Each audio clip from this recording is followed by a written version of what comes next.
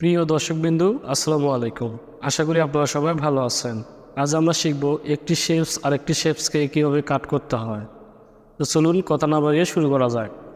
আজকের এই ভিডিওতে দেখানো হবে শেপস দিয়ে কীভাবে আরেকটি শেপসকে রিমুভ করতে হয়। তার জন্য আমাদেরকে একটি শেপস নিতে হবে। শেপস নেওয়ার জন্য মাঝে যে বৃত্তটি রয়েছে সেটার ভেতরে আমরা একটা ক্লিক করব নিচের দিকে। তারপরে আমরা দেখতে পাবো শেপস বলে একটি অপশন, সেটার ভিতরে একটা ক্লিক করব। ক্লিক করার পরে আমাদের মাঝে শেপসটি এসে যাবে। তারপরে শেপসটাকে আমরা কালার দিয়ে দেব। কালার দেওয়ার জন্য আমরা নিচের দিকে একটু স্ক্রল করব। স্ক্রল করার পরে দেখতে পাবো কালার, সেই কালারটির ভিতরে একটা ক্লিক করে দেবো। তো আমি রেড কালার নিলাম, তার জন্য রেড কালারে ক্লিক করে দিলাম। নেওয়ার পরে আমরা উপরের দিকে দেখতে পাবো টিক চিহ্ন বলে একটি অপশন, সেটার ভিতরে আমরা একটা ক্লিক করে দেব। আমরা এই শেপসটাকে আমরা একটা লেটারে রূপান্তরিত করব। তার জন্য আমরা শেপসটাকে একটু বড় করে নেব।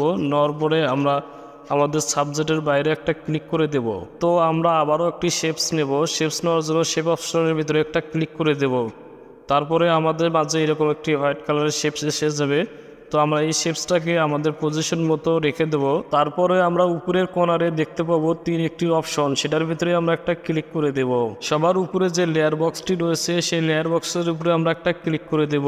তারপরে আমরা দেখতে পাবো নিচে বাম পাশে একটি তীর ও ক্রস চিহ্ন, সেটার ভিতরে আমরা একটা ক্লিক করে দেব। তারপরে আমরা খালি বক্স দেখতে পাবো সাবজেক্টের, সেই বক্সগুলোর ভিতরে আমরা একটা করে ক্লিক করে দেব। দেওয়ার পরে আমরা নিচের দিকে আবারও জয়েন লেয়ার পাবো, সেটার ভিতরে আমরা একটা ক্লিক করে দেব। আমাদের মাঝে এরকম একটি অপশন চলে আসবে। তো আমরা এখান থেকে ওকেতে ক্লিক করে দেব। তারপর আবারও আমরা উপরে লেয়ার বক্সের ভিতরে একটা ক্লিক করে দেব।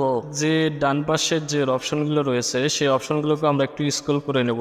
স্ক্রল করে নেওয়ার পরে আমরা দেখতে পাবো কালার ইরেজ, সেটার ভিতরে আমরা একটা ক্লিক করে দেব। ক্লিক করে দেওয়ার পরে আমাদের মাঝে এরকম ইন্টারফেস শো করবে। তো আমরা এখান থেকে ইনেবল দেখতে পাবো, সেই লেখাটার ভিতরে এপাশে একটি অপশন রয়েছে, সেটার ভিতরে ক্লিক করে দেব। ক্লিক করে দেওয়ার পরে আমরা দেখতে পাবো যে আমরা সাদা শেপসটিকে যে পরিমাণে রেখেছিলাম সেই পরিমাণে কাট হয়েছে এবং এটাকে একটি লেটারে রূপান্তরিত হয়েছে। তো আমরা উপরের দিকে যে তীর অপশনটি রয়েছে বা টিক চিহ্ন, সেটার ভিতরে আমরা একটা ক্লিক করে দেব।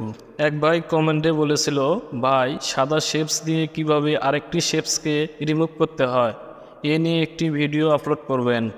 সেই ভাইয়ের জন্য আজকের এই ভিডিও বানানো। আশা করি আপনাদেরও ভিডিওটি ভালো লেগেছে এবং ভালো লাগলে অবশ্যই একটি লাইক, কমেন্ট এবং শেয়ার করতে একদমই ভুলবেন না। আর এই পরিবারের নতুন সদস্য হয়ে থাকলে অবশ্যই সাবস্ক্রাইব করে সাথেই থাকবেন। তো দেখা হচ্ছে পরবর্তী ভিডিওতে। ততক্ষণ পর্যন্ত আপনারা সুস্থ থাকবেন, ভালো থাকবেন। আসসালামু আলাইকুম।